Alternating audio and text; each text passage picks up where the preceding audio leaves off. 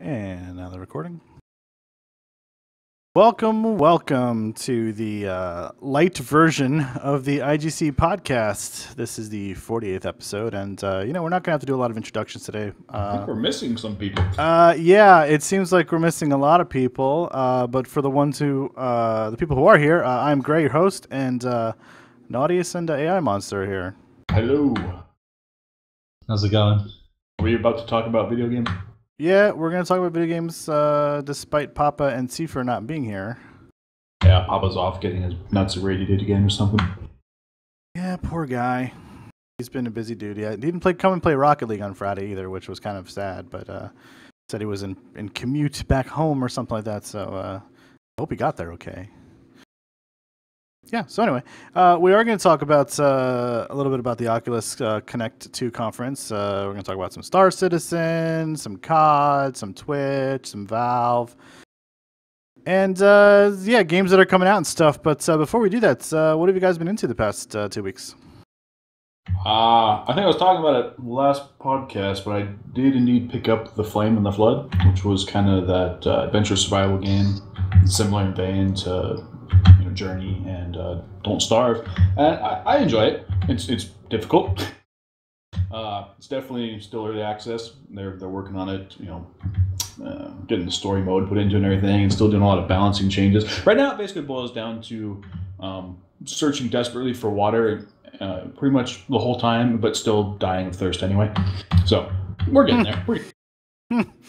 Just because I was going to ask, like, how bare bones is this early access thing? That word has no. There's a lot of stuff in it at this point. A lot of the problem I had with dying of thirst initially was just the tutorials aren't exactly there to guide the player through on all the methods they have of obtaining water. Like, I didn't realize you could just fill up jars of water when it's raining, and you get pure clean water that way. That makes sense.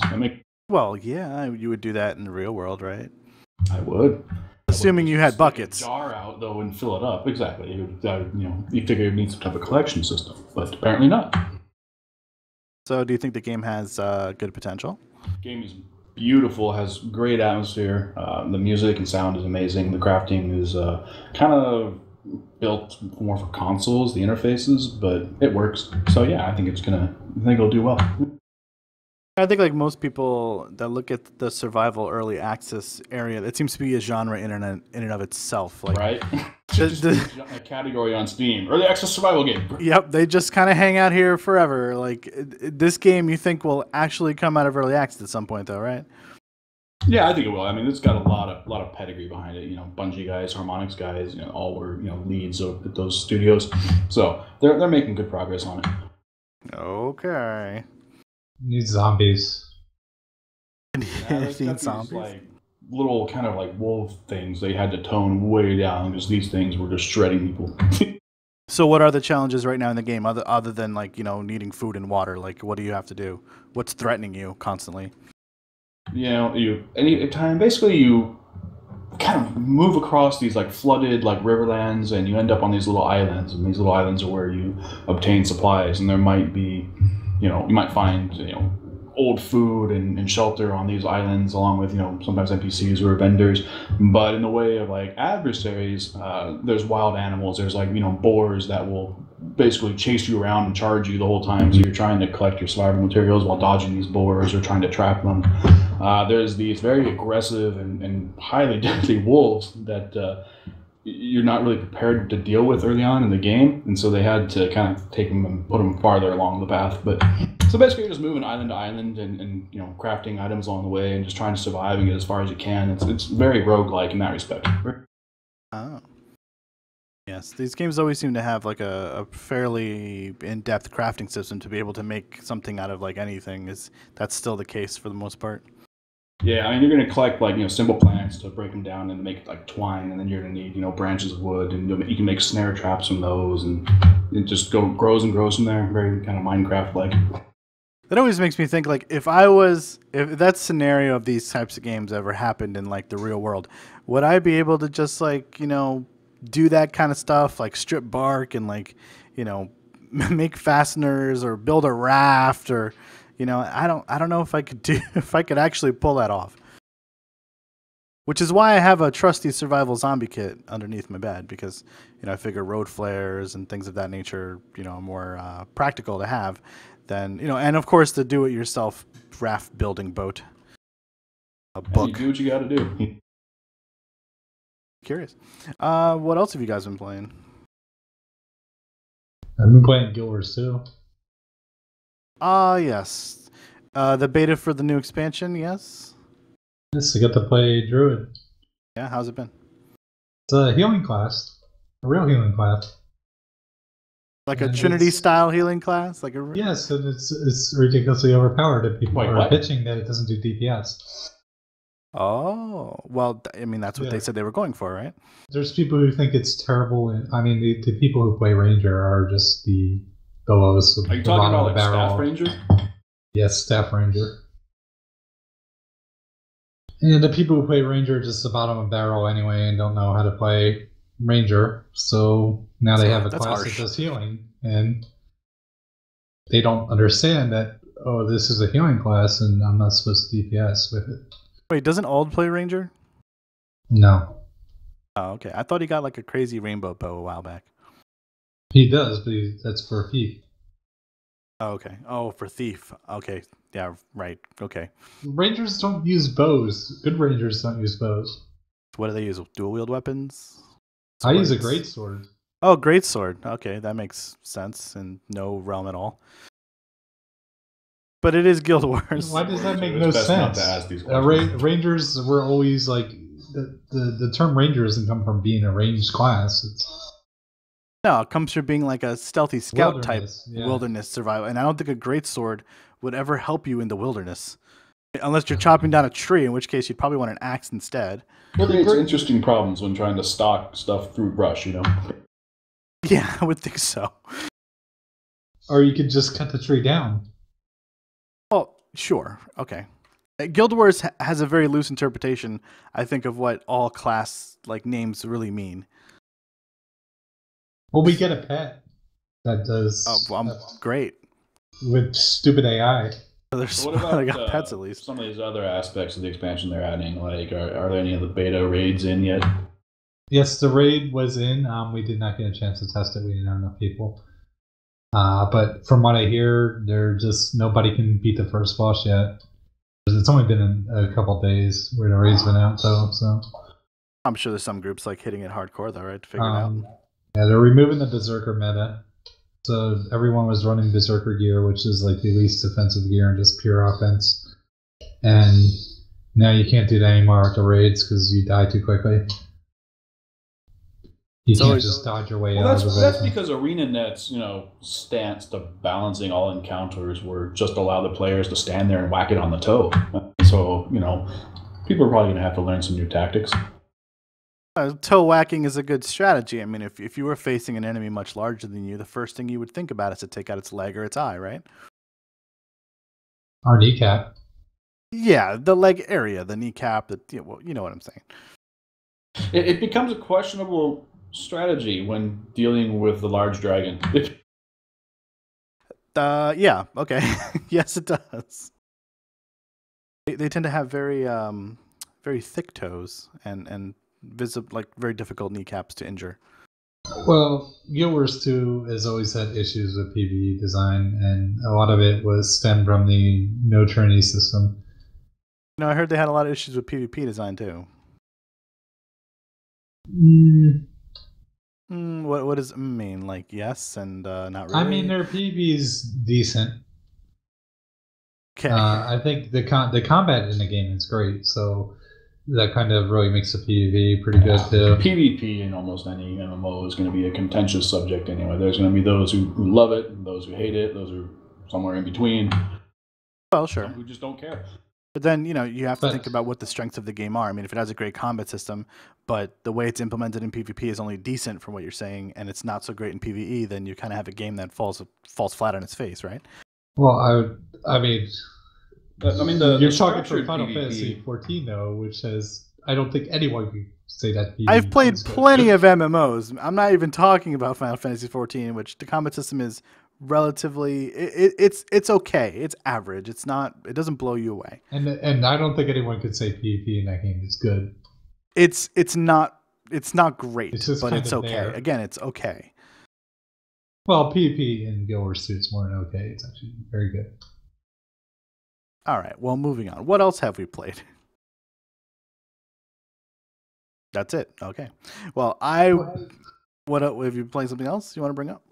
No, I was going to ask what you played. Oh, well, I've been since the last podcast and before, I've been catching up on Witcher 3.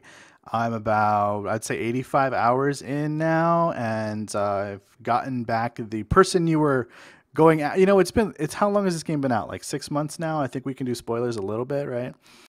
I think it's been out long enough. You're in the clear. Okay, yeah. Well, I've like 2 minutes ahead if you don't want to hear a spoiler. Yeah, exactly. Skip 2 minutes ahead. So yeah, I've rescued Ciri, and I'm on the final preparations quest. I guess that's the last quest in the game. Well, you've got a ways to go still. Okay, very good then. But I'm already like level 31, and I've basically upgraded all the gear that I'm wearing as high as I can get it, and all the other gear that I will get to the highest level is kind of just sitting in my inventory. Like I'm like everything else. I've got almost all the Gwent cards. I think I missed a Dandelion card because I didn't do the tournament during the Jarl's Court thing. I missed that one, but every other card I think I've gotten. Yeah, I mean it's been really exciting. I'm trying to like chug through it so that when Fallout 4 comes out, like I just kind of have a clear head going into that and not worrying about a backlog or anything like that. Are you planning on playing the expansion? You know, I was looking them over today. I don't really like playing expansions for games like that. Generally, like even with the Fallout series, like I played them and I was disappointed, and then in New Vegas, I just kind of gave up on it. I mean, the real DLC expansion is coming out, the big one. Yeah, the Heart of Stone. Yeah, maybe it depends on if I finish it before Fallout. If I do, then they saying that adventure's only like 10 hours. Then I'll probably have time to do that. I could do that in like a weekend. But if Fallout's there, I'm just gonna skip it and just go into that. Can you even finish Fallout? I mean, I know that when I played Fallout 3 and New Vegas, I believe I couldn't finish the games just because you could finish Fallout 3 in like 20 minutes. No, yeah. I'm not talking about just the story mode. I'm talking about like with me, I get OCD and I have to explore every single spot. So I do every single dungeon, and yeah, and I wind up never completing the story in any of these games. Like Skyrim, the same way. Well, that was my issue. Like I pretty much took out all but two. I was stuck on the Uma quest at level 19. I left the game at that point, and then I went and uncovered every single question mark in Skellig, Velen, Novigrad, everywhere, with the exception of the ones I couldn't get to, which when I Googled them, they were like, those are part of the storyline. On the second to highest. I'm not on the Death March. I'm the one right under it. And that got me from like level 18 up to like level 29 when I finally decided to trigger the quests. So I was able to take out most everything with the exception of like a griffin that's like on an island somewhere. And I had difficulty with one other one that I can't remember that I just took out today. But yeah, pretty much cleared everything on the map, and I'm kind of just decided to push the storyline going forward, so that's what I've been doing. I think doing the whole like Isle of Mist thing got me from 29 to like 32 or something like that, 31, 32. So I felt like, oh well, the highest level Witcher gear is like 37 or something like that. So I felt like maybe I'm getting near the end of the game. I mean, I don't know. Yeah, once you start the Uma quest really like hardcore, you progress rapidly. Yeah, it really pushes you ahead pretty quick. Like, watch these couple cutscenes. Here's a level. Unless you're on Death March. Well, granted. If you're on Death March, you get about a fifth of the XP you would normally get. Oh, I see. Because those quests gave like 750, 900 XP, and you need like around 2,000 to 3,000 at that level to actually go up. So it was pretty quick. Just doing cutscenes, you were like getting massive amounts of XP and stuff. Yeah, I completed everything in that game. Like I was on Death March difficulty. I completed everything in that game, cleared every question mark and all that, and I had to exploit to get levels. What level were you at naturally at that point? I think I was at about 24, 25. What? That is crazy. That's crazy. Damn, I didn't know the penalty was that bad. That seems to me almost like counterintuitive to like play on a higher difficulty level and then you progress slower, and the monsters are harder, and you also need to like constantly eat food to keep your HP up. Like that's already annoying enough. Like not meditating, getting your HP back, which from a lore standpoint to me makes no sense. But that wasn't really that bad. I mean, I always had an abundance of food, so it was never an issue. Yeah, I know, but usually stuff would just two-shot you anyway. So, but like when you're playing on a gamepad, because I decided to play this game on a gamepad, you only have 2 spots to hotbar in potions and items, special items, and then like the 2 other things. And like, yeah, I would love to put like 99 chickens on my bar or whatever and eat them as I could, but like the game doesn't give you enough capacity like on the gamepad. You have to constantly pause the game, go into your inventory, like consume a bunch of food, exit out of your inventory. Like it's really, really a hassle. Well, it's like the old joke, doctor, it hurts when I do this. Don't do that. When you consume a food, it automatically puts the new food up there if you have one in your inventory on anything. So, I mean, I didn't really care what food I was consuming. Oh, like it'll cycle through inventory for you? Yeah. Okay, see, I've just been refilling the same stack of the same thing. So for me, I haven't really noticed because the innkeepers are always like restock like whole chickens, so I just eat that or whatever, because I didn't know that it cycled through. I haven't run out of chicken, is what I'm saying. Geralt eats a lot of chicken. Geralt Pretty much his protein. His whole diet is chicken. So yeah, all right. I've been playing that, and I'm still doing Rocket League on Fridays with Dana and Papa. That's been a lot of fun. We get drunk, we play Rocket League. It's pretty good. All right, you guys ready to talk about the news? Yeah, let's hit some news. All right, let's talk about the news. So recently we had the Oculus Connect 2 conference, and we got quite a bit of news coming out of that. Let's start off with getting a release date and a price point for the Samsung Gear VR. Now, which one of you guys is excited in this? Before this thing?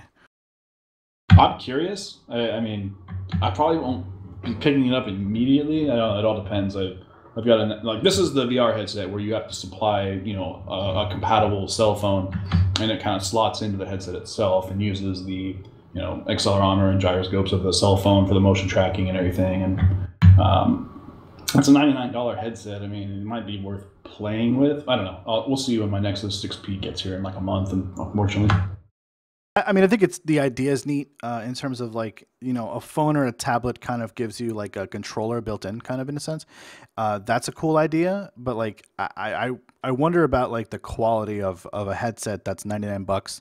That's really only for mobile games. Like, will those games really be VR games in as far as we kind of have an idea what a wide, breadth of an idea of what a VR game, is?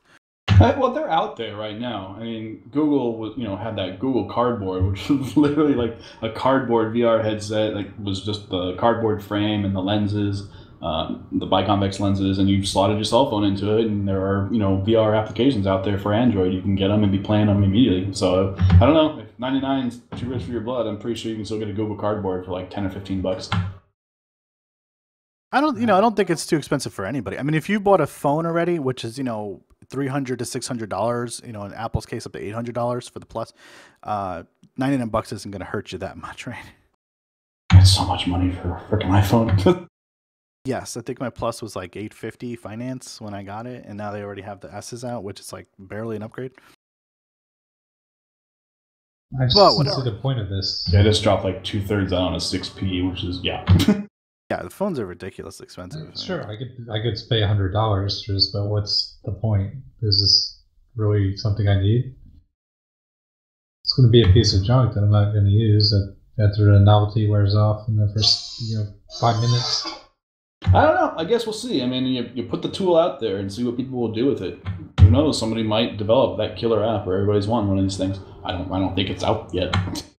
Yeah, I think this is obviously the entry-level VR thing where they're putting it on the market to give the consumer an experience of what VR is at its base level, and then it's also like Naughty's is saying, it's giving the people who develop games on a small market the opportunity to get their hand on something that's relatively low price point that they can invest in and then create games for it. I mean, I don't know if there's an SDK or what it costs or if it's free or whatever, but it seems like this is good also to gauge where the market could be when the real stuff comes out in another 6 to 10 months.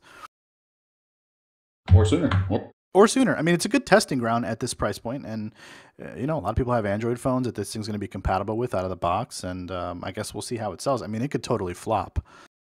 What are your predictions for how well it's going to sell? Because I think it's going to flop. I don't really see anyone buying this. Yeah, I mean, I'm kind of with you. I'm trying to stay positive on it, and at the same time, like, I don't necessarily care about it myself, and I kind of feel like it's not really going to be a true VR experience in that what we've been talking about up to this point. You know, the major VR stage. This is like, you know, this is like second stage stuff in concert lingo. I don't know. They're going to have to market this thing extremely well. I mean, there's probably a lot of people out there with phones that they can use this with, don't even realize this thing is coming out. So I don't know where people are going to see this thing and learn about it and what they can do with it. That's all we know is it's coming out. Oh. Yeah, and I mean, I was saying before the podcast, I feel like the launch of this thing is pretty quiet, and it does need some marketing, because up to now we've been talking about the Oculus, the Vive, you know, Sony's VR headset. We haven't talked about this specific one too much, and I think it's because, you know, it kind of has been taking a backseat on the big stage to all that stuff, which, you know, it should. But it'd be interesting to see. Without marketing, you know, it could go nowhere. It really could. I mean, where are you going to be able to buy it? It's like Best Buy. They're going to try to sell it to you when you buy a new phone. You know, like, how are you going to get someone who's coming in to buy a new phone, maybe for like their teenager, you know, or their kid going to college now? Like, oh, and you could also buy this VR accessory. Like, you know, marketing is one thing, and then also, what are you getting it? What do you need it for? You know, what is it going to bring to your experience as a phone user that, you know, people aren't already kind of satisfied with? We'll see. I don't know. Yeah, I don't think we have the answers. They're going to need to get some heavy commercials out there, get these things out into the stores where people can try them, play with them, you know, see what they're about, and hopefully generate word of mouth on them. Otherwise, I don't see it taking off. Maybe it'll do really well, and then we'll have people driving while doing this VR stuff. So look forward to that. Yeah, look forward to it. Okay, so on the heels of that, the VP of Products at Oculus also announced that the Oculus will launch in the first quarter of 2016, and it will cost at least $300. Although Palmer Luckey is saying it's probably going to be more than $350. Now, that's kind of a scary price point. Not that we didn't already know that it was going to be the price of basically a gaming platform for the Sony VR, but now these guys are also talking about their unit being $350. Yeah, this was an interesting read, because if you go through what Palmer Luckey was saying, their stance at Oculus is they're not going to hold back. They're not going to cut back, you know, features to try to hit a cost point. I think they're understanding that if VR is really going to hit, really going to land, and people are going to say, yes, this works now, this is what we've been waiting for, then you can't hold those features back, and it's going to be expensive, you know. But that's par for the course. I mean, a good, you know, computer monitor is going to run you at least $400. You know, this isn't. We're not asking the world here. You're buying a monitor basically that can do so much more. Most people don't pay $400 for a computer monitor. Well, that's true. That's true. It's hard to argue. Well, but the target audience, you know, the hardcore gaming folks who are going to be the early adopters of this thing do. I mean, you know, well, unfortunately, you can pay upwards of $900 for a good G-Sync or FreeSync, you know, monitor with a high refresh rate, which is what this thing is. They're going to need more than the target audience here to really make a profit on this product. I mean. Well, I don't think they're interested in making a profit right out the gate with this first consumer version. Yeah, I don't think so. Profit is a ways off still, I think. Yeah, I mean, we're still not seeing games designed just for VR. Like, you look at all the big, you know, titles that are coming out, they support VR, you know, but they still work on a regular monitor with regular input control schemes. Yeah, they're sort of back ported, or whatever word there is for that. Like, Sony has quite a few exclusive VR titles lined up. Well, that's true, but they also have a studio dedicated to making games for VR, and they still don't have their own proof of concept for their product. So, I mean, VR is still very much up in the air, and to think that in 6 months I may be considering spending $350 on something that I have yet to really get my hands on personally because, you know, SDKs were expensive and is not something I can just go to a retail store, put on my head and try out like a GameStop or a Best Buy. It might be a lot for them to ask me to put this kind of money down. I mean, any money down, but the price of like an Xbox or a PlayStation, that's a tough sell for me as a gamer who is curious about it. There are people out there who don't even know or care about this shit. I'm going to make a prediction on the Rift price right now, and I guarantee I'm going to be right. $425. $425. I was going to guess like $399. Yeah, I was going to say $399, $379, something like that. I mean, the original, I think I paid like $350 for my DK2, the development kit 2 for the Rift, and you know, like Palmer Lucky said, they've added new functions to it. They now have, you know, 3D positional audio, like, you know, on the headset. They've got a lot of other things they've added. I think they're going to the price has gone up. I think they're going to add something else to it too before releases, and that's going to drive the price up. I really want VR to catch on, but that's a little high price point for most people, I think. I think it's inevitable that it will. I mean, once people start seeing these things and what they can do, I mean, I was instantly sold with the DK2 the first time I played Elite Dangerous in it, and it was just changed my, you know, entire view of VR and what it can be and how much it adds to games. You don't realize how much you're missing from like the 3D and the depth perception that these things can give you. Well, we need to get, hopefully these things start popping up at Best Buys or, you know, or I don't know what the other computer retail stores anymore. They all seem to be going out of business, but GameStop, I guess. Well, I mean, you're unlikely to see Oculus at a GameStop. You might be more likely to see a PlayStation VR demo headset or the Samsung VR because they do have a mobile thing now. I'm just saying any VR in general that would sell the VR well. Yeah, they gotta get demo units into the brick and mortars. That's just pure and simple. Because I still haven't.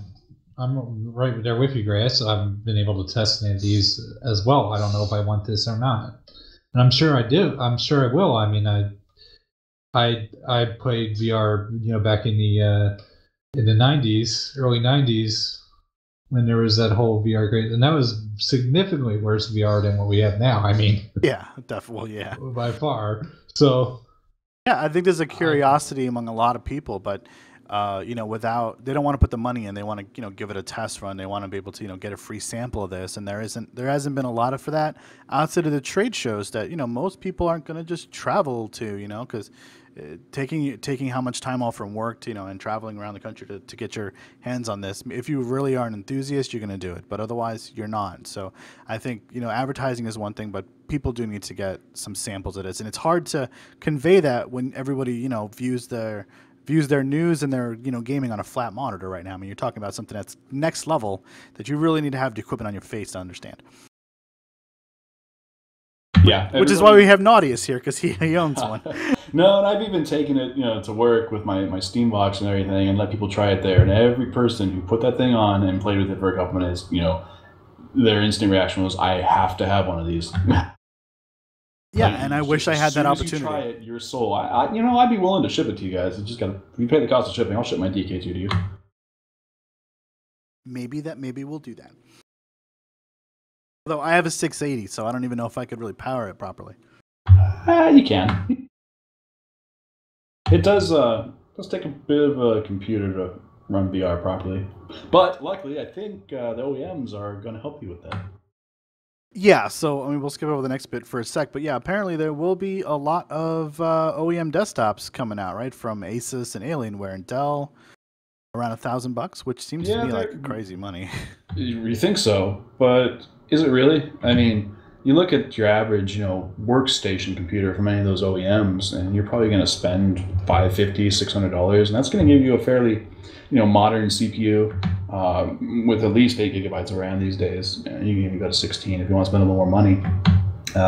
And all the components are there, basically. The only thing you're missing is a little bit beefier power supply, because they love to put in just crappy underpowered power supplies and those things, and a decent video card. So if you tack on, you know, the price of upgrading the power supply and throw in like a GeForce 970 or something, that $1,000 price point's not too hard to hit.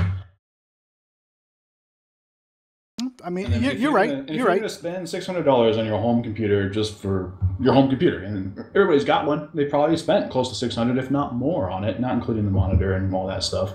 But you've already got most of the components there. You just need a decent video card. Yeah, you're right. If you're going to go spend $400 on a console to say, well, a $370 video card is just too much money, really?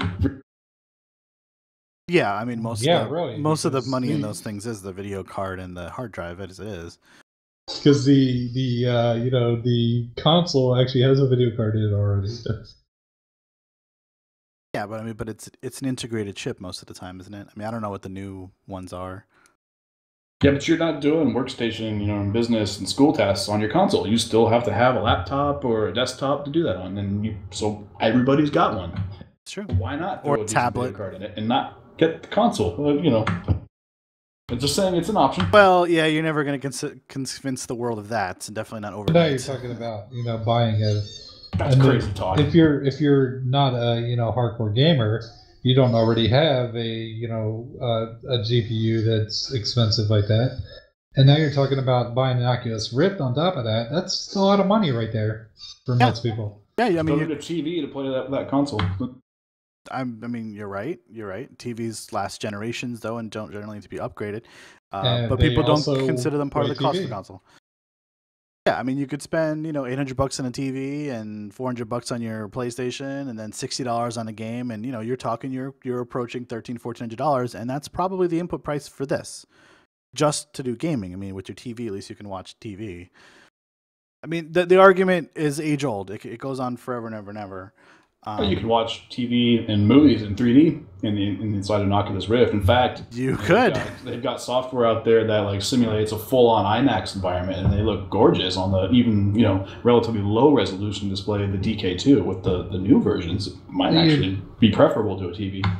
You're talking about, unless these systems come with that software pre-installed, you're talking about people who aren't technically savvy and don't know how to get the software. You still got to get it installed. Yeah, I mean, there's still some work. I think Oculus actually they bought the company that developed that movie theater software, so that's probably going to come as a standard package with the Rift.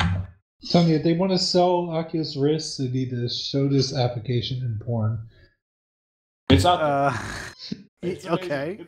There's a lot of Oculus Rift porn out there, actually. Yeah, it's full, 3D, and you can look around in the environment. It's a little weird, but yeah. It's interactive pornography. It's wonderful. But they actually are going to have a bit of they're going to have an Oculus, what they call the Oculus Arcade, which is kind of here's some classic games that we're going to bring to VR, which are not obviously VR games, right? I mean, they're arcade games. So there will be some games, at least on the base level, available for this as well. But this was also announced at the conference. Sega, Midway, Bandai Namco. And what are we talking about? Pac-Man? I don't know. Just whatever arcade games they choose to port into this Oculus Arcade. I think the actual game announcements from the Oculus Connect conference were somewhat lackluster, in my opinion. I mean, we've got the Oculus Arcade here, so yeah, you'll be able to look at a virtual, stand-up arcade cabinet and play arcade games on it. Okay. Did they say if Altered Beast is going to be one of the games? I hope so, but because that would be awesome. It'll at least be 5 versions of Sonic on there. And this is a huge announcement. I know you'll also be able to play Minecraft on your Oculus Rift. If you haven't gotten enough Minecraft, it's coming. What's odd to me is that this game is coming to the Oculus Rift, and then it's also coming to Microsoft's augmented reality thing, and this is the Minecraft Windows 10 version. How many ways are they going to make for us to interact and interface with Minecraft before we're dead at this point? People love their Minecraft. Do they love it that much that we need to have an AR version, a VR version? All these different I don't know. packs. I don't have anything bad to say about Minecraft. I think it's a fine game, just for creative outlets and just to go in and fool around in. There are some people who are religious about their Minecraft. I'm not one of them. It's also funny to me that Minecraft for the Oculus will probably hit the market before the Minecraft AR shit does for Microsoft, who now owns the game. So that's kind of enjoyable. or funny or whatever. I found it amusing that Notch, had no intentions. It was actually kind of outspoken about not porting Minecraft for virtual headsets. But he seems rather supportive now that they're doing it. So, and he's got his fat piles of money he gets to swim through. Yeah, I don't think that guy has any regrets whatsoever. But yeah, that's all the Oculus stuff. Let's talk about a game that also has Oculus Rift support. Star Citizen has been in the news. It's been in the news lately, and Escapist thinks that the whole project is just fucked. So there was a big article that came out on the Escapist by an author who I won't name because I don't care about them, and there was also a response from Cloud Imperium Gaming. But why don't you take us through this, Nautilus, because you are the one who's most passionate about Star Citizen. I want to do it a service. All right. I'm going to keep it fairly simple and fairly short here. The gist of it is Escapist wrote an article citing anonymous former employees of RSI and Cloud Imperium Games, stating that basically it's a toxic work environment. There's almost near like embezzlement of backer money for personal use by Chris Roberts and family. That they're just burning through cash, faster than they can possibly bring it in through ship sales and subscriptions and whatnot. And a lot of it just seemed really kind of shady. Like it appeared to me like this is the exact kind of stuff that disgruntled former employees usually spout about. And nobody can really fact check any of it, especially when the sources are anonymous. A lot of the points that they bring up, like how are these employees, how do they know what their cash flow is like? How do they know how much money they have on hand, how much money they're spending on payroll and overhead? I work for a company and I'm fairly aware of what our billable rates are and what our overheads are, and I can get a general idea, but not an exact number, not anything that any reputable press outlet would take. So I don't know. The sources were kind of shady to me. This is also a game development company as opposed to like a very what's a good term, tight corporate company that this is not really a publicly traded corporation that's bound to SEC rules and regulations and Sarbanes-Oxley crap. This is a privately owned company. Yeah, so they're tend to be a bit looser with the budgets and everything, and tell their employees and things like that. So I could maybe say that. I think there's probably a bit of legitimacy to what's been said in here, like his wife being part of the marketing and being a little bit racist or sexist. That's could be a real possibility. Who knows? I mean, we don't. These are anonymous sources, so we have no way of fact checking any of this. Yeah, sure. And the fact that Escapists seem to have taken this article from inception to publication in something akin to 4 days seems there was no fact checking done, other than it seems like the editors probably saw the emails and said, okay, yeah, those are legitimate emails. I mean, what else can you check? For online journalism, it's about clicks and traffic and views and shit like that. And they know that this is a big game in the spotlight, and it's been in the spotlight recently for something very similar. And this is a game that when we were talking about Derek Smart, the one true thing that came out of it was this is the game that will determine basically how people from here on out trust crowdsource stuff, because they have a lot of fucking money, and for the most part they've been pretty transparent about where it's going. They've been giving us some product to play with or play around with and stuff. It's not the final product, but it's something. And yeah, maybe some of this is true. Maybe his ass was chapped after the whole Hollywood thing failed and he never got over it. It's like, but does that give you enough ammunition to go after a guy and basically post this libel article about from ex-employees saying this and that and the other thing? It just seems to me like kind of, I don't know, childish in a way. It was a lot of hearsay, basically, not the legal definition, the literal. Yes, the legal quoting information from sources you cannot substantiate yourself. This is how I shouldn't even say video game journalism. This is how journalism is now. I mean, in every aspect. It's just get as many clicks as you can, especially with websites. Just get as many people viewing your shit as possible. And the anonymous sources, it's such a difficult thing, because I understand the need for protecting anonymous sources, so articles like this, if true, can be written. But again, it's a lot of hearsay.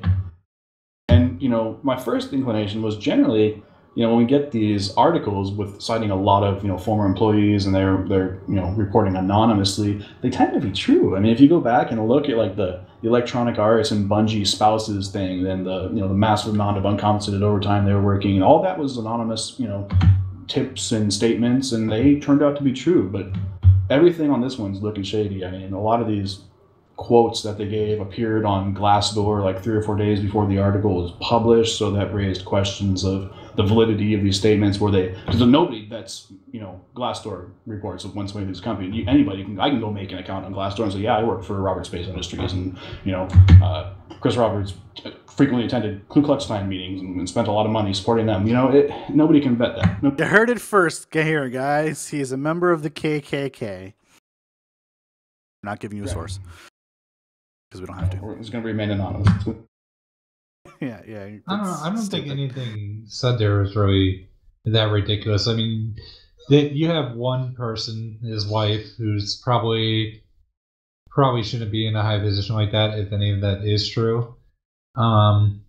Which, I mean, you always have one fucking asshole in your company ruin it for everybody else. Well, we know his wife is involved in marketing. Either I think at one point she was head of, or may still be director of. But apparently his wife holds multiple degrees, speaks multiple languages. This is the kind of person you probably want in a position of marketing. And when you look at the success of their marketing campaigns, the fact that they're the biggest and most successful crowdfunded software project ever with $90 million, I'd say she's probably doing it right.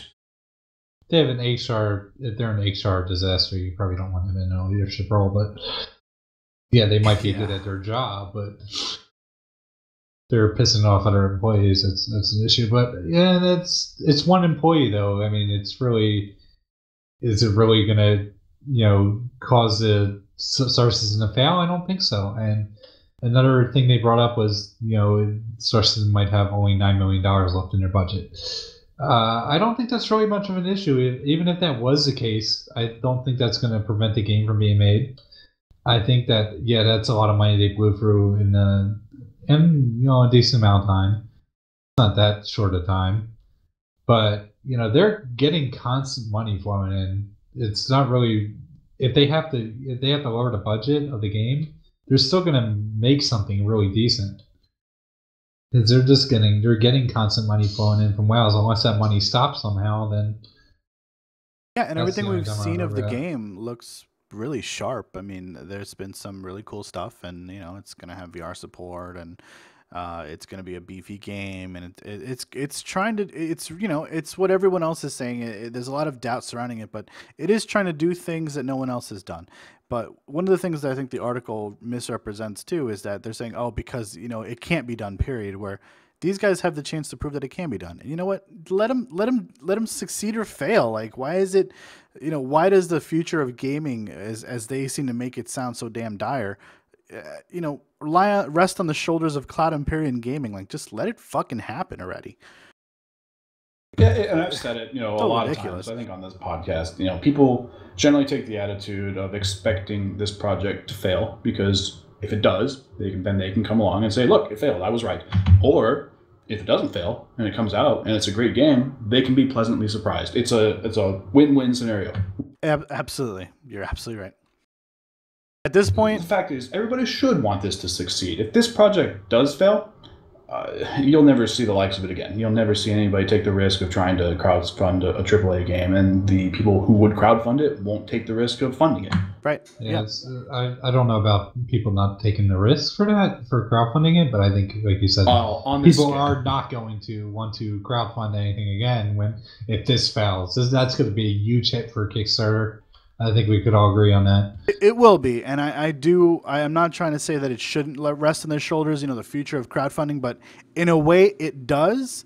But let's not blow it up to the point where we need to start talking shit about them and saying they're failing already when they haven't even had a chance to fail just yet. Like, they haven't put a product in the market yet that's for sale. They haven't delivered, everything that they said they were going to deliver yet.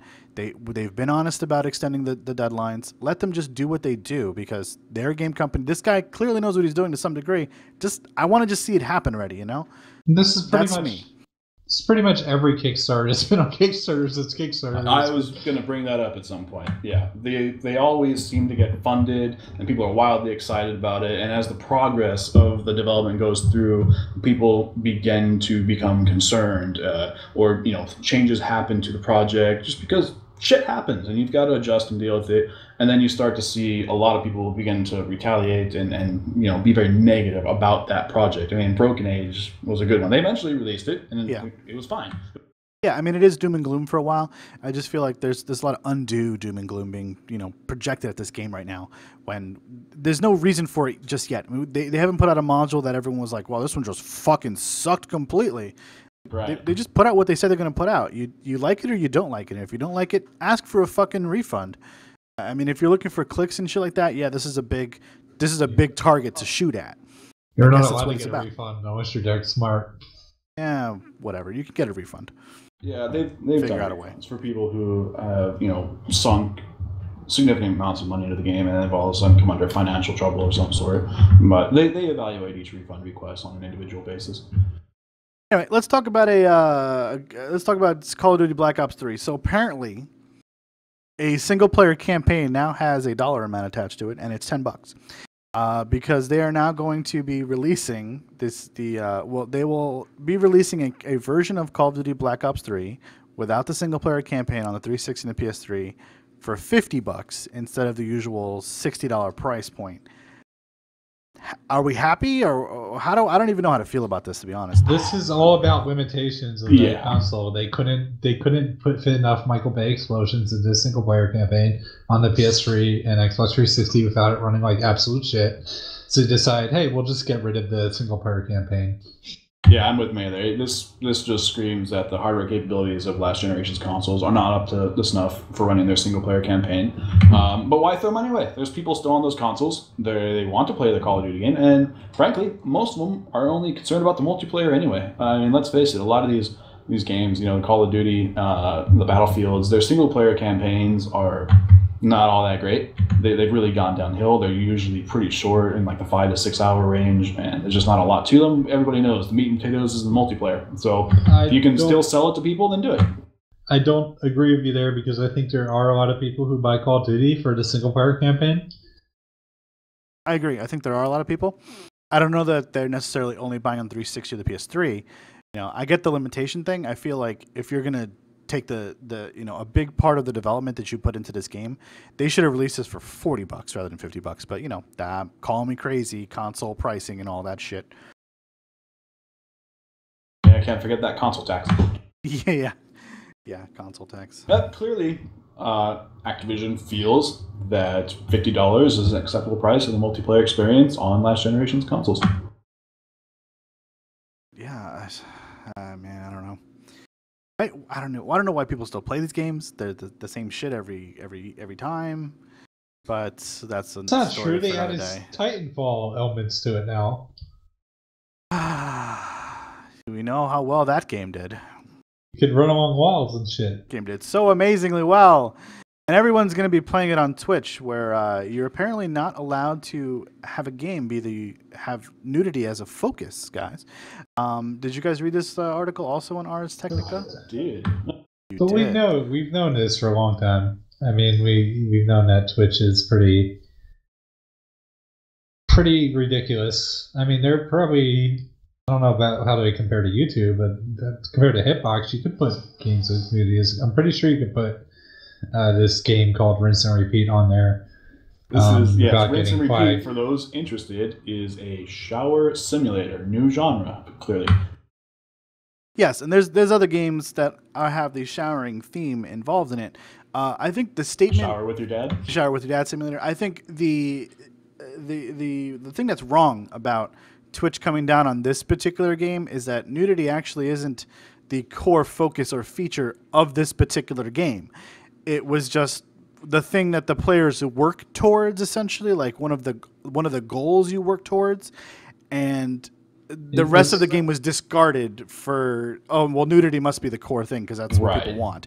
And that's wrong. It wasn't even, it's not even nudity really, it's censored, so. It is, right. The guy's penis is all pixelated out, so it's not even real nudity. So. I mean, what you see in the game is what you could actually legally walk around with, like at Walmart. You know, put on a pair of boxers, and you know, if you've ever seen people at Walmart, they don't really go in wearing appropriate clothing, but they're still allowed to be in Walmart. Like that's what this game is. And so that's really disappointing. That I don't know. Twitch is run by a bunch of conservatives. That's what it seems like to me.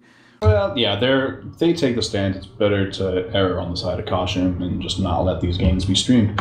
Where instead of actually maybe analyzing them and taking into consideration their artistic value and is nudity really the focus? Because it doesn't seem like it is in this game.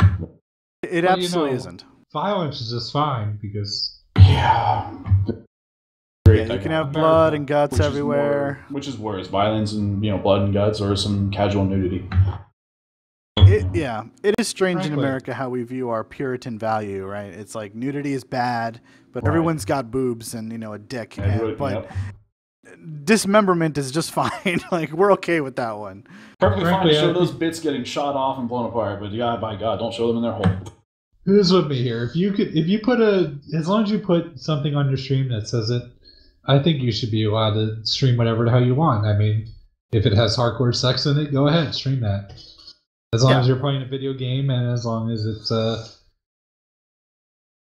but then there's also you're taking the position that Twitch should enable some type of mature content disclaimer on a stream which the user elects to do that. They'd have that when you go to when you're streaming a game, you have the option to enable this is for mature audiences. Am I above 18 or not? And it's it's a pop up right in front of your face. I mean, and it should do it by default, honestly, because if you pick the right game selector, it should do it. For like Witcher 3, for example, it should automatically put that in for you, but it doesn't, which is stupid. But I mean, were they blocking certain unicorn scenes in The Witcher 3? No, they weren't. I mean, you've got fully, wonderfully pixelated boobs in that game. They're wonderfully hand drawn and everything. I mean, there are perky nipples. They're pink as hell. Like, there's a lot of nudity in that game, and it's not the focus of the game any more than it is in this game. Right. But that game was okay. But they banned Senran Kagura, and it doesn't really have any nudity in it, and. What it comes down to is this guy's talking about games as an art and maturity in video games, and I think that he's right. What's his name in here? Yang. Let me find his full name. It's somewhere in here. Roberts, Yang, I think. Yeah, something like that. I know. I want to find his name because it's important. Robert Yang. You're right.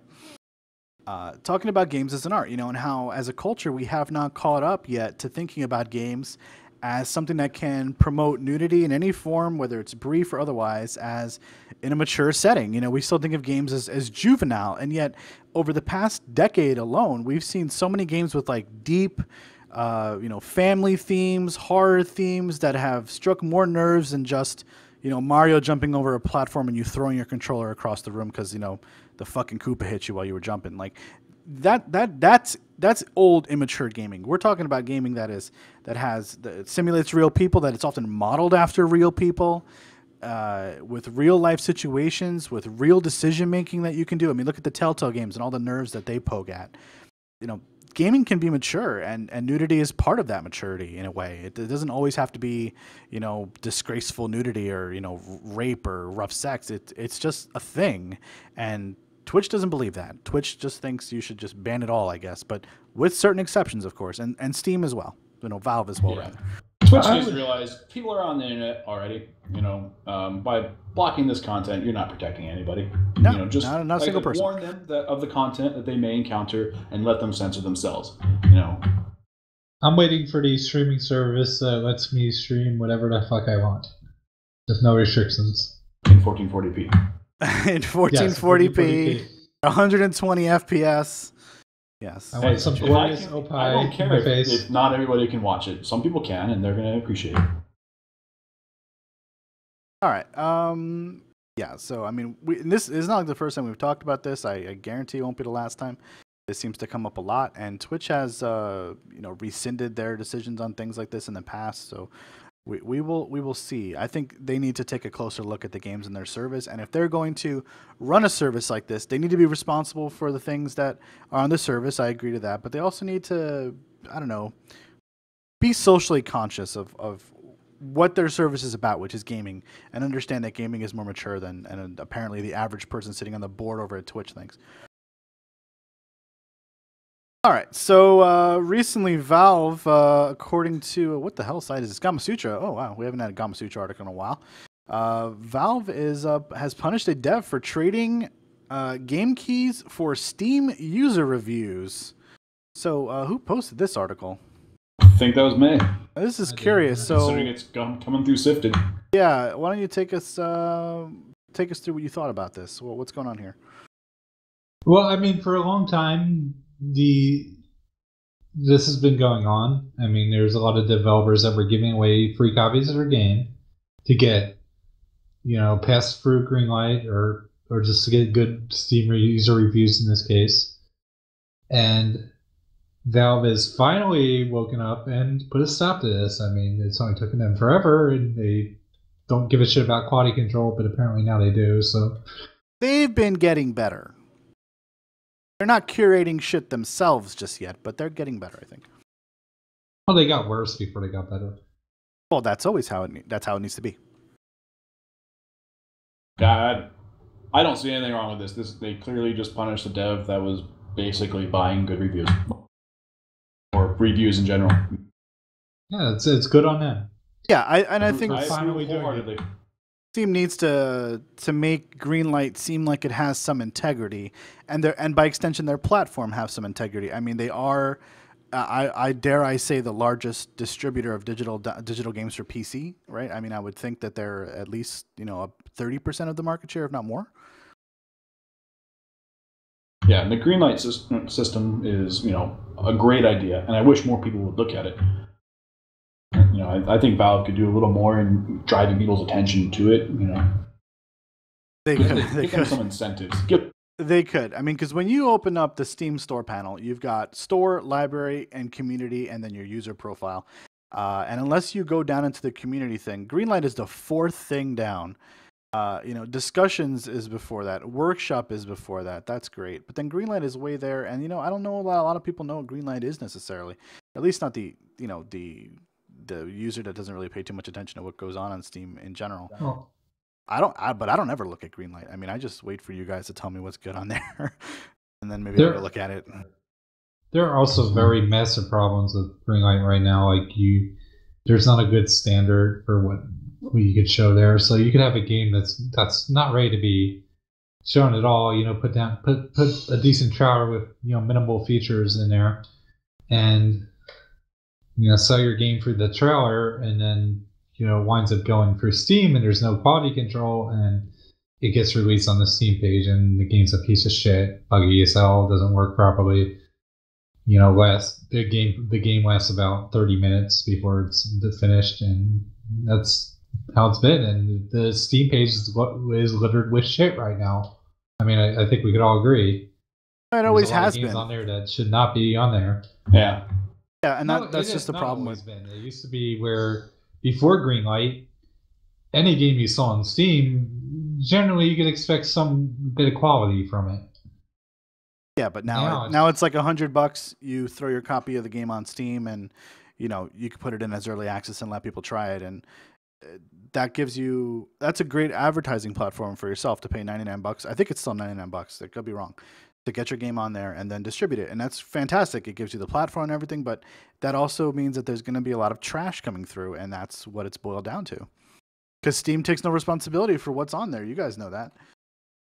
There was a game that got released on Steam that was literally just an asset pack, and they just load the asset pack into Unity and release it as a full-on game, which was legal to do, and they're making money off of it. Yeah, well, that's a problem.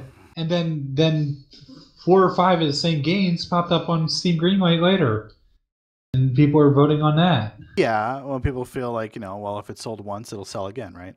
The exact same game. No changes made at all. Probably could use a little more oversight from Valve here. Oh, yeah, I think a lot more. But Steam Greenlight is not something that we will solve. I think that Gabe and the guys over at Valve are well aware of the problems that Greenlight presents. I just don't think that they, as it becomes a little bigger every day, they are falling behind in terms of what the capability of their staff is to handle all of these games coming in on Steam and what the process would be. And if they put in a review process for every single title that was uploaded to Greenlight, and we don't know how many is per day. But it could be a weeks, month, or months long backlog before your game pops up on Greenlight. Would that be better for the consumer? Yes, but would it be cost effective for them is the question. And I think the answer right now is no, and that's why we haven't seen it. Or it could just be they're enjoying all that sweet, sweet MOBA money and just don't care about doing anything about it. You're right. It could just be a thing they said, listen, we give you the tools, bon voyage. We're going to be over here. We've done all we can. We're going to keep collecting our paychecks. Yep. All right. Well, Steam Greenlight has problems. Go figure. Let's talk about some of the stuff that we missed that we didn't cover. May, why don't you take us through this little section of yours here? Well, it's not necessarily stuff we missed. It's just stuff that happened. And stuff that happened. For instance, the beginner guide, the beginner's guide is a new game from the makers of Stanley Parabola. Or how do you say Parable? Parable, yeah. Parable, like a Bible, a parable. Yeah, and that actually got released, and it's getting very good reviews. And that was announced 2 days before. 2 days before it was released, it was announced. So yeah, we missed that because it happened during the time period. Is it okay if I say right now in this podcast that I didn't really give a shit about Stanley Parable? Yeah, it's fine. I mean, it's not a game for everybody, obviously. Like life altering or anything. I found it enjoyable. I mean, it was okay, like going through it a couple of times and seeing the different responses, and the narrator was cute and all that stuff. But like, I felt like the game, being as self-aware as it was, kind of almost ruined it for me. Like, I don't know. Like, I get the game is trying to give you some philosophical insight into like the decision making about yourself, about all these things. But like, to me, that's just very far reaching for a game to try to do. I mean, maybe I missed the boat or something like that. I don't know. It wasn't for me, and based on the trailer that I saw for this one's not. I'm not even going to bother at this point. I don't know. I imagine it'll be pretty cheap on a Steam sale at some point. Probably it'll be like $5 or whatever. And I didn't see it like $1.99. It's only $8. All right, people really enjoy those types of games, so they're walking simulators. That's all they are. They're walking simulators. Well, the fucking narrator. But if it's entertaining, then why not? Yeah, no, absolutely. If you find it entertaining, then you should buy this. If you like Stanley Parable, you should get Beginner's Guide because you will probably like it. Can't disagree. If you like something, play it. Even if it's an FPS game, play it. A good warning though. I think this game is a little bit more serious in tone than Stanley Parable, which was a little bit more lighthearted, comedic. Yeah, it was funny.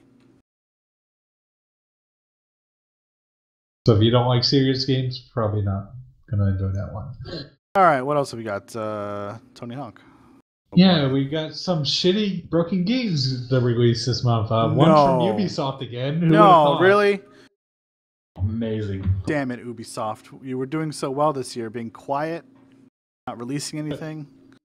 Let's talk about the Activision one first. Tony Hawk Pro Skater 5. This game looks so stiff and awful. I don't know. The menus are fucking up. I don't know. How do you fuck up a menu system? I don't know. Are they trying to charge $60 for this? I think they are charging $60. I don't know how much it is. There's advertisements in the game too for like product placement, I should say. Yeah, it's a shame. It's got some great reviews. It's a shame because the Tony Hawk games used to be really good, and now we are left with this shit.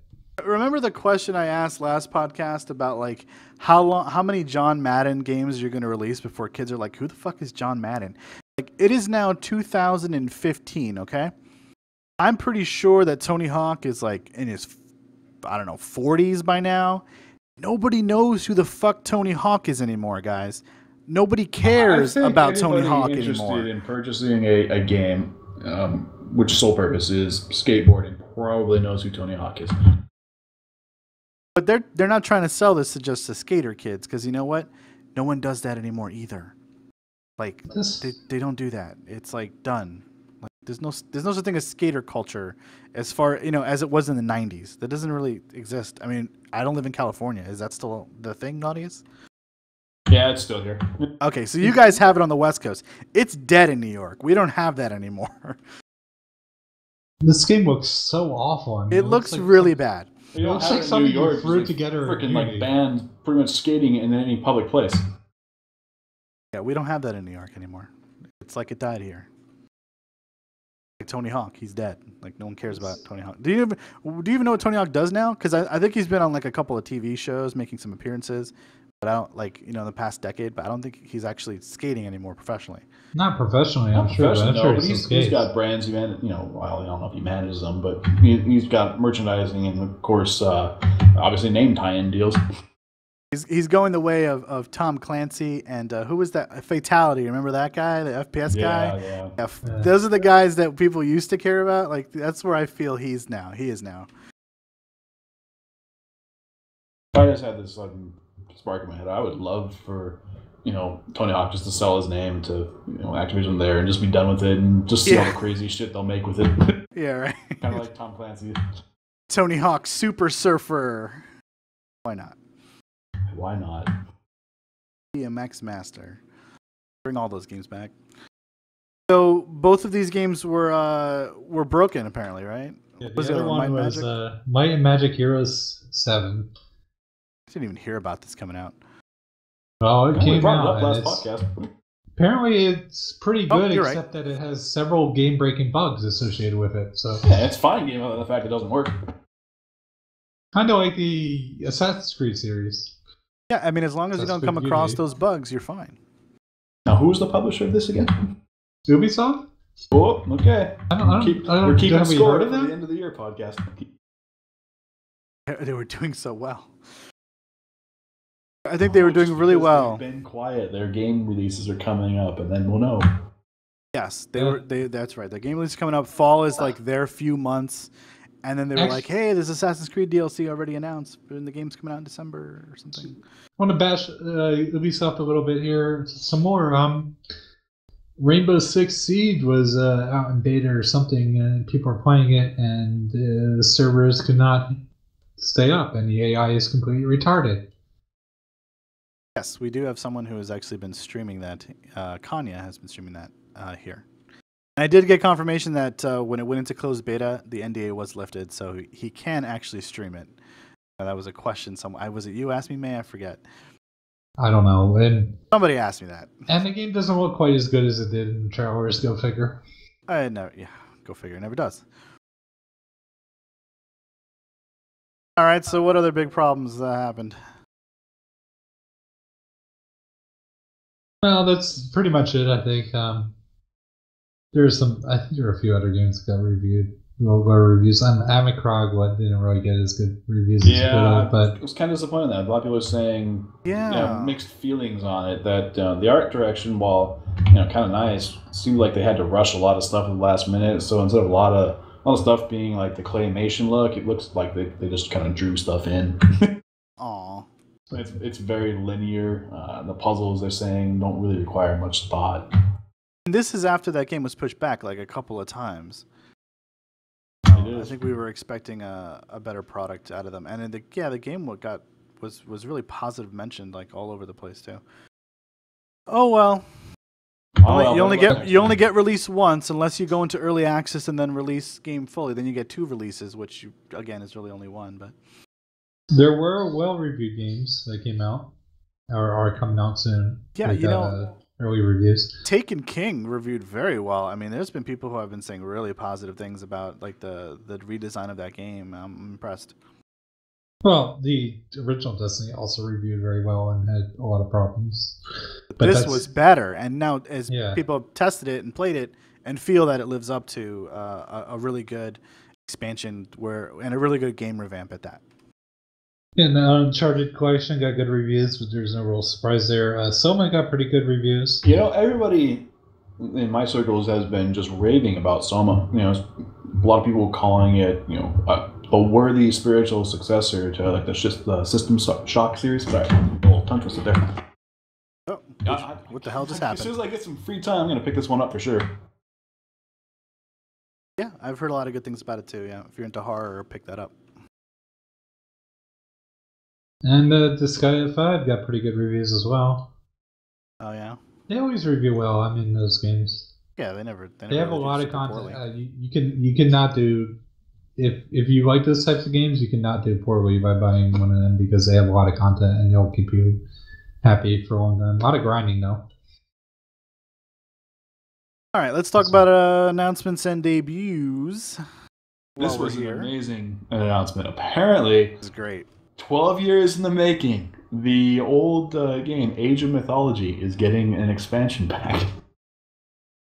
There has not been an Age of Mythology expansion since I was a sophomore in college. That's amazing. I mean, talk about the old Microsoft game, right? Yeah. Yes. Is this a standalone expansion? I don't know. That was a joke. I'm pretty sure it is. I don't actually know what the theme of the expansion is because I didn't watch the stream, which took place on Friday. Did you guys happen to catch what Tale of the Dragon means? Is it like an Asian theme? No, I was Viking theme. It's an Asian theme. Asian theme. Okay, I mean the artwork would seem to depict that.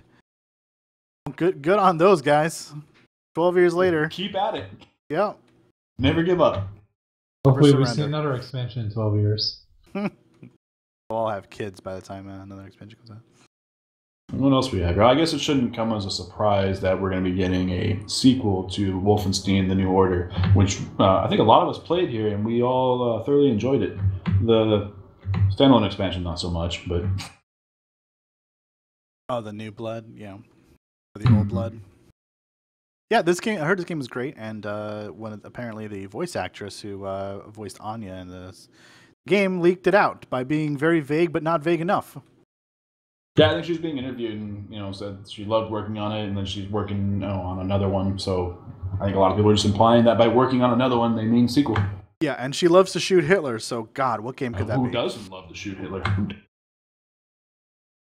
All right, we're also getting the Star Wars Battlefront open beta begins on October 8th, which is actually this Thursday? Yeah. Yeah, a lot of people are looking forward to this one. It's going to be the Hoth map that everyone's been seeing from all the conference presentations. And I think it's also said they're releasing like a 4-player kind of like co-op versus AI map for it. So they're going to be testing a lot of stuff.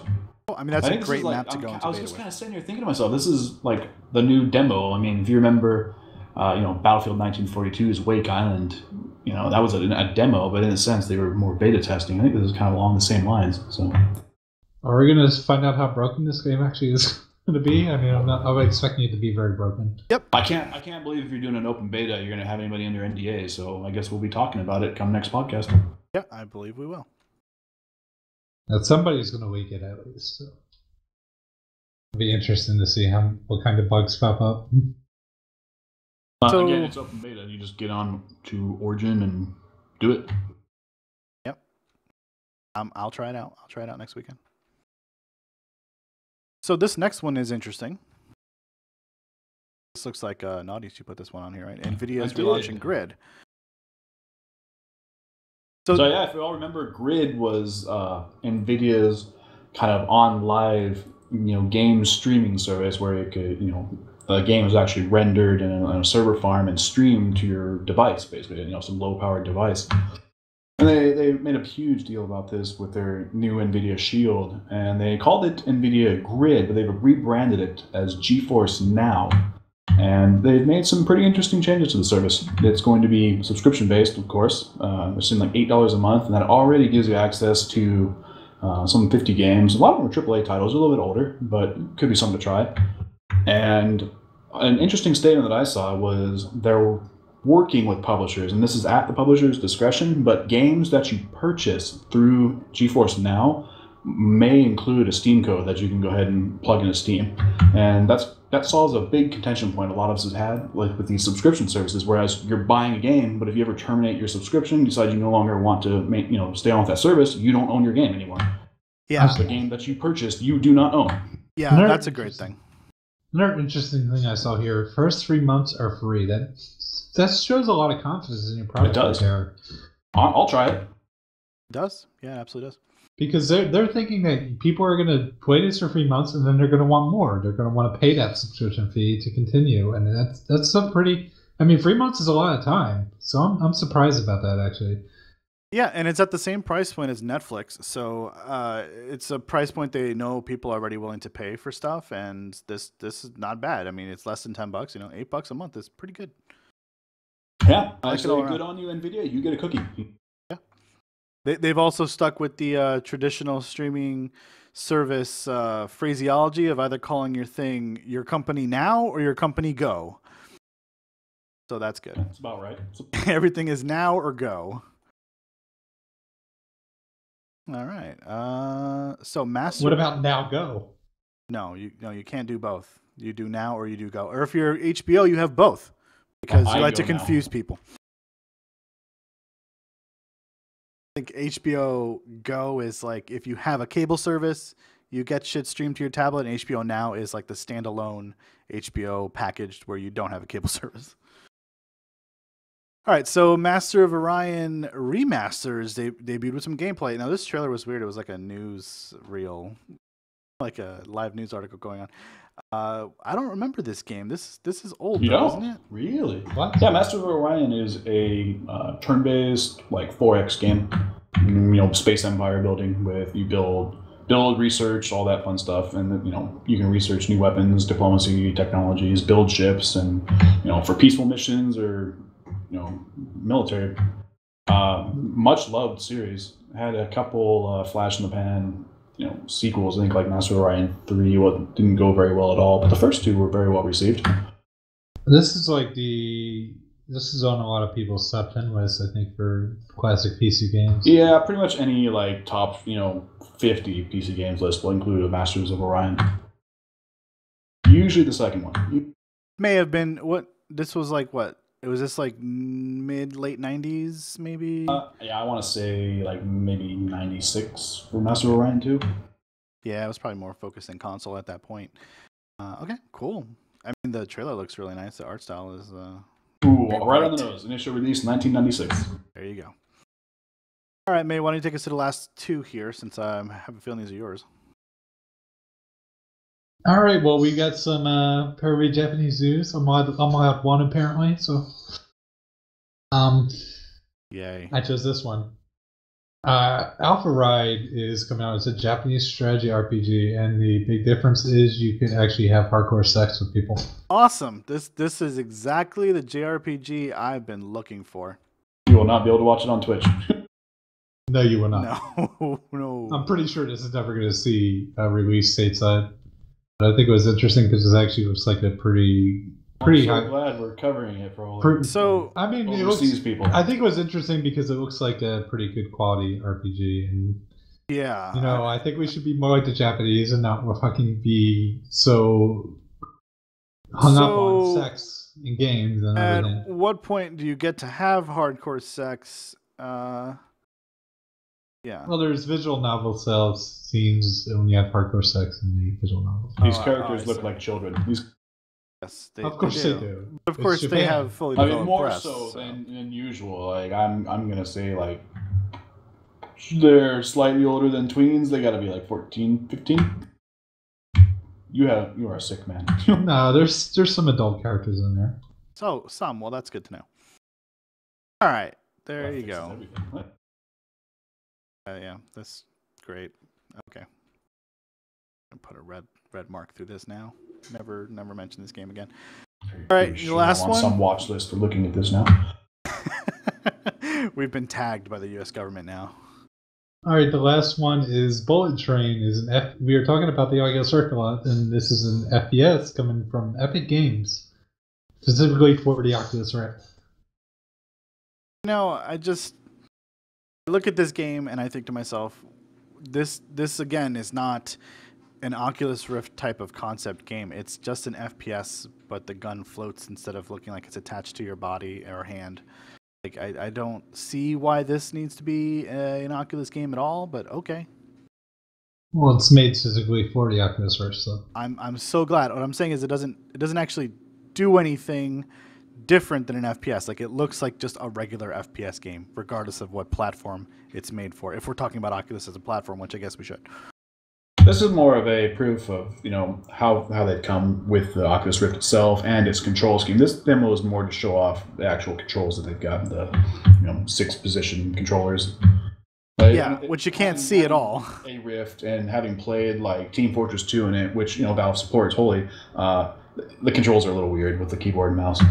But I mean, this is a demo, yes, but it's actually being released as a game as well. All right. So let's quickly talk about MMO news then. We talked about it last time, and we've known for a long time that WildStar was going free to play, and it finally has. Moving on. I think the major difference that I've seen people complaining about on the boards is that subscribers get 20% XP bonus. Free-to-play players do not get that at all. Yeah, you get an XP bonus that does nothing for you when you're max level. Yeah, well, it just helps you level up faster, which people coming in free-to-play want to do. They want to level up first. So yeah. I guess if that's the worst of their complaints, then good job. There's probably a lot more. Well, at the moment, yeah, because people are trying it out and they're saying, I fucking level really goddamn slow. Yeah, that game does have a really awful leveling experience. In fact, I know some people would disagree with me. The community, I know Demi plays it, Kyle plays it, but yeah, the game's not that good. And there's some Guild Wars 2 news in here I think you should probably mention. Yeah, I mean, not necessarily MMO related, but he did work on Guild Wars 2. The lead designer left Arena to join Amazon Game Studios, which we don't know what they're releasing yet, and to work on PC games. But we do know that Amazon Game Studio has been collecting game designers from all over the damn place over the past year. They're definitely spinning up some projects. This is something they want to get into. We've had a couple articles we covered on the podcast for it.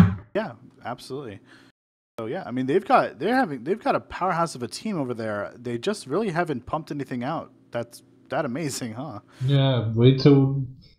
I'm sure their debut game is going to be some fucking generic FPS.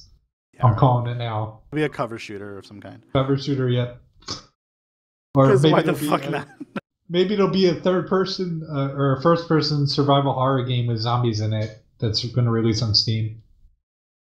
I can't see that. Early access. Yeah. Yes. All right, let's go into upcoming games from October 5th through October 18th, which will lead up right to the next podcast. All right, well, we have the Sky of 5 Lines of Vengeance coming out. It's a strategy RPG. It's coming out for PS4 only. It's coming out October 6th. We did mention earlier that it got pretty good reviews, so if you like those types of games, I definitely recommend picking it up. Also on PS4 and Xbox One, Rock Band 4 is coming out. Everyone knows what that is. I guess they felt enough time has passed since the great Rock Band and Guitar Hero flood of games that came out. It's about time. I don't know any other way to describe it. And 2 weeks later, one every couple months, weren't they? Yeah, 2 weeks later, Guitar Hero is going to come out as well. So I guess they're just ready to release those games again. Yep. I did hear that Rock Band 4 gives you some means of bringing in your old Rock Band DLC, but it's an utter mess right now. Each song has to be brought in one at a time. So they literally have 2 days to figure it out. Yeah. Are these games going to do well? I don't think so. I don't think anybody knows. They're just going to try it and see what happens. It's like Star Trek Enterprise. It's been long enough since we did Star Trek. Let's try another one and see what happens. Exactly. All right, we have Transformers Devastation coming up. Robot action beat 'em up. Let's put down the genre. We were pretty excited when this one was announced. It's the one that kind of has. I don't think it's actually cell shaded, but it has a very distinct, animated looking art style. Yeah, it doesn't look terrible, but we'll have to see. I mean, there's that one Transformer game. I think it was from EA actually. That was actually pretty good. And this thing is coming out on everything. Just about. Yeah, it's coming out Xbox One, Xbox 360, PC, PS4, PS3. It's not coming out on Wii U. It's not coming out on 3DS. Well, when we say everything, we don't talk about, handhelds or Wii U. Don't let Papa hear you say that. Sony, Microsoft, PC, good to go. And we always talk about Vita. You always talk about Vita. And I do see a Vita game on here. Yes, speaking of Vita... I actually see a couple. There's a couple. There's always a couple. Speaking of Vita, Dengeki Bunko Fighting Climax is coming out. PS3, Bunko? PS Vita. What fucking names? Bunko? Bunko? What Nobody context, knows. please? Come on. I figured the resident weeaboo would know. Doesn't know. Well, Bu means word and Ko means child. So Bunko would be... Look, it's called Fighting Yeah, Climax, let's not dwell too okay? much on it. It's just like every other It fucking could weird-ass just be fighting it game could just be a name. nonsense word. And RPGs have weird fucking names. They all have weird fucking names, okay? We'll revisit this one next. Did you hear the Kingdom Hearts ones? I mean, come on. Yeah, it's actually a fighting game. It's an air dasher, anime fighter, of course, and it actually uses anime characters from popular animes, Great. modern ones. So, Well, that's cool for the anime people. It's coming out on Vita just for you. it's from Sega, published by Sega. Sega. Elite Dangerous is coming out on Xbox One. I know it's surprising on that one. And it's the Yeah, Xbox I One knew this was edition, which means it will be different from presumably the PC edition. Well, I just put the Xbox One edition in parentheses. I think they mentioned they intend to bring it to like the PlayStation also, but the Xbox is coming first. They probably have some deal with Microsoft. It's a space simulator. It's coming out October 6th. It is. It's a good one. I played the Ever Living Daylights out of it when it's in beta. I haven't been playing it much past release, but All right. Coming out 2 days. Yeah, I mean we have something for every system this month. There's some big title coming out. So, Uncharted Nathan Drake Collection is coming out. It's an action adventure game. It's the Uncharted series game trilogy. Well, yeah, everyone knows that.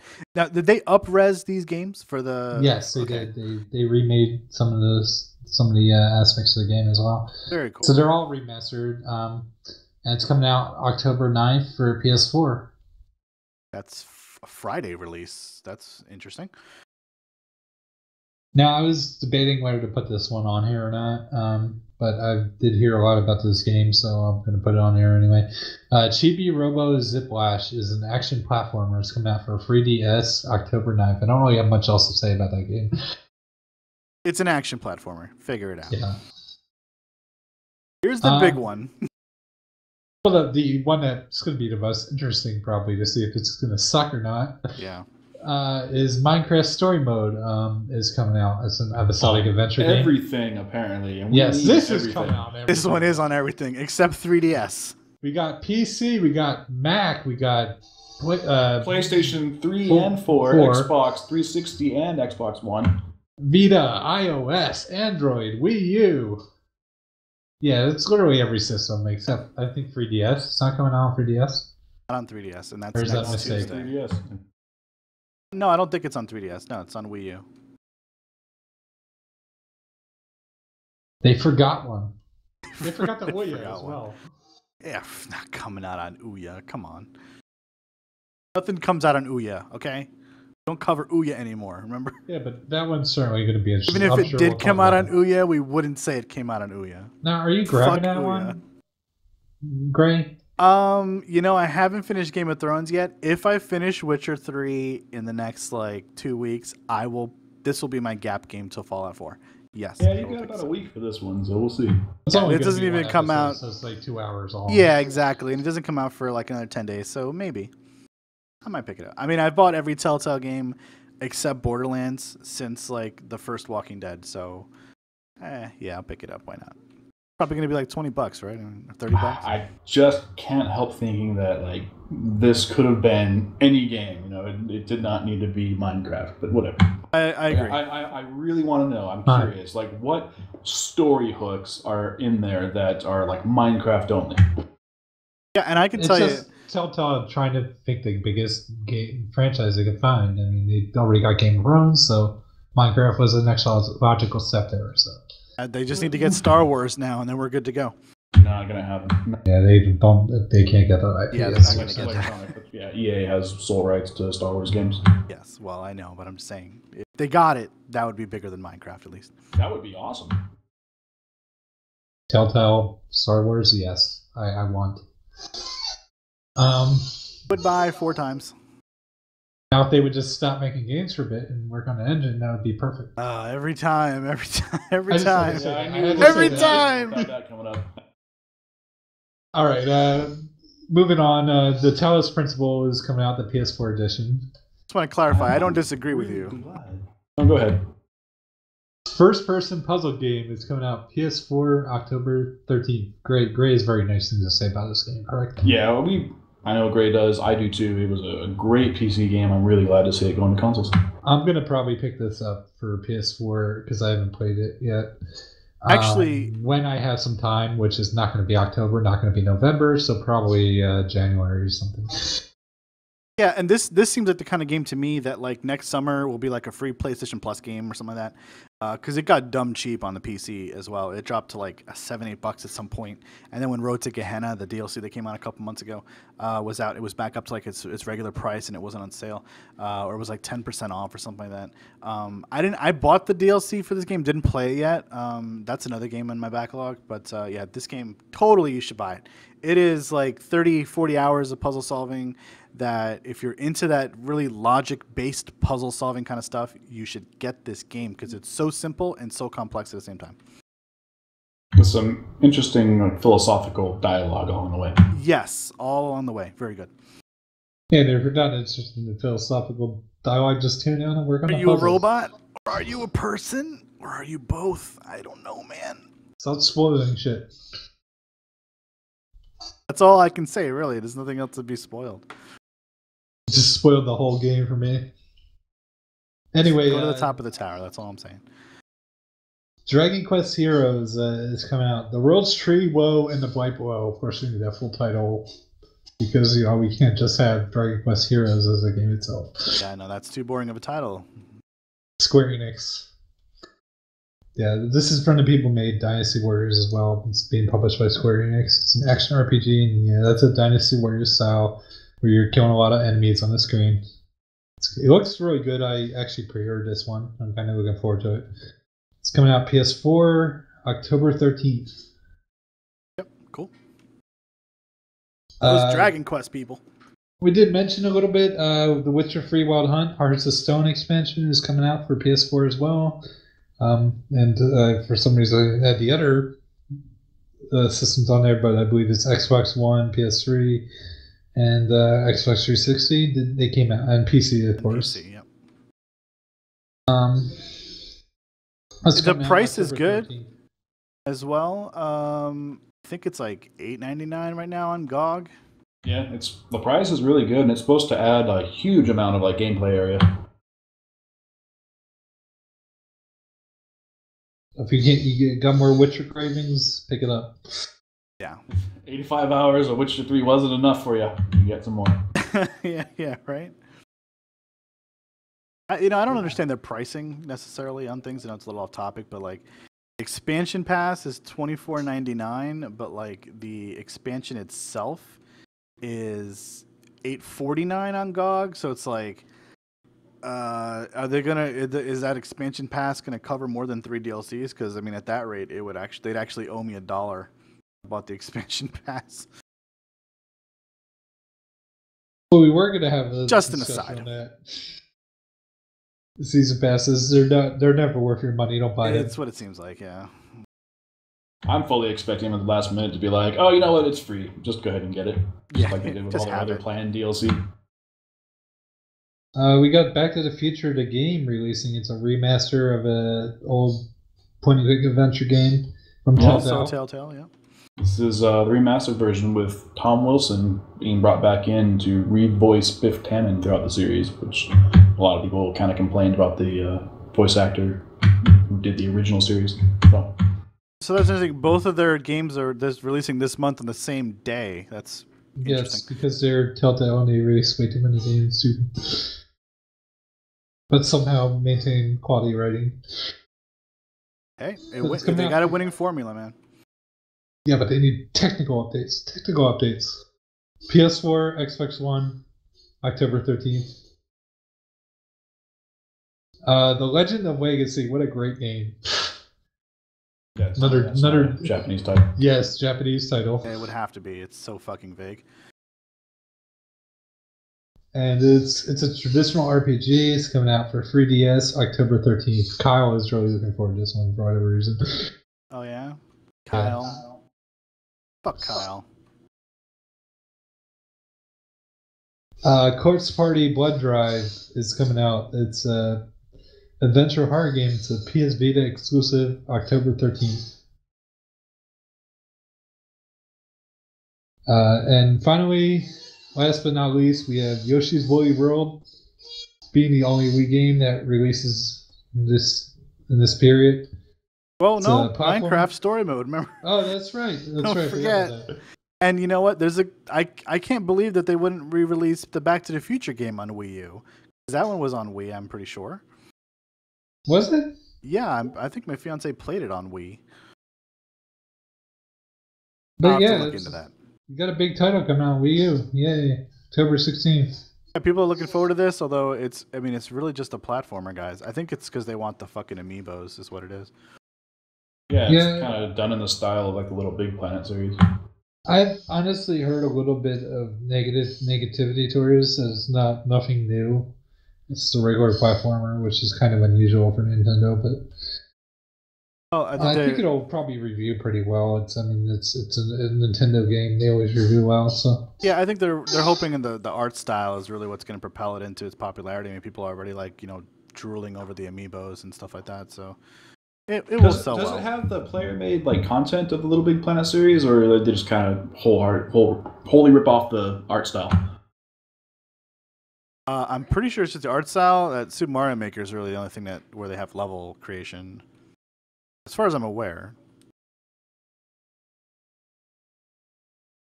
Yeah, I don't know if it has level creation or anything. I don't think it has level creation. I mean, I could be wrong, but I haven't heard anything. I could be wrong as well.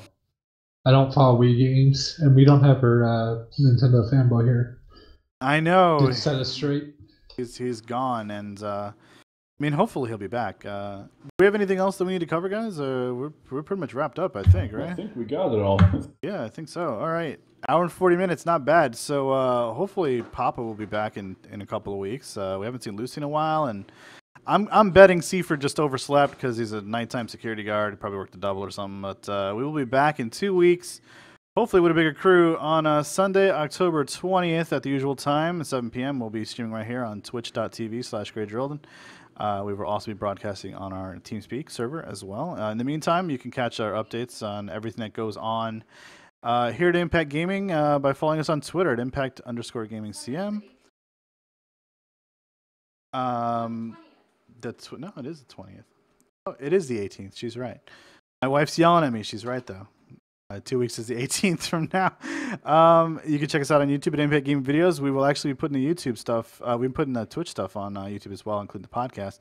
And, of course, you can follow us on iTunes by searching for IGC Podcast. We are still streaming a bunch of stuff. I bet that we're going to be streaming some Star Wars Battlefront coming up this week because it's going to be an open beta. You can check that out at impact-gaming.us/streams. And, of course, send us your questions for the podcast if you like by emailing us at podcast@impact-gaming.us. Thank you guys for listening. We will get this up hopefully by tomorrow, maybe Tuesday. In the meantime, guys, I hope you enjoy the show. Thank you, Nautilus and AI, for coming and for talking about Star Citizen and all that other bullshit that we covered today. It's good to have you guys. In the meantime, listeners, enjoy the show. I hope you enjoy the show.